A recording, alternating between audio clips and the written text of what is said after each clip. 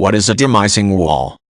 A demising wall is a wall that separates spaces belonging to different tenants, as well as separating private tenant areas from common areas. Such walls may be treated separately in the building code to address concerns about energy efficiency, noise pollution, and tenant safety. A simple example of a demising wall can be found in an apartment complex, where the shared wall between two apartments represents a separation between areas that belong to separate tenants. In some regions, the building code may require insulation in a demising wall, for a number of reasons.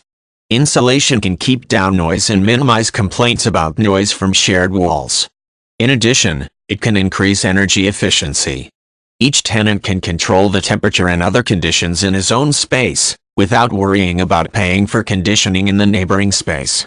This can also be important when a demising wall separates an unusually hot or cold area from another region, like a shared wall between a commercial kitchen and a private residence.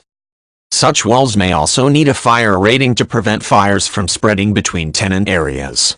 Walls and doors with fire resistance are an important part of construction to control fires in the event they break out. A demising wall with a high rating between two spaces can limit liability issues. If one tenant's carelessness causes a fire, for example, the neighboring tenant's space will be safe behind a firewall. Within a building, there may be rules about what tenants can do with the walls they share with other tenants in common areas.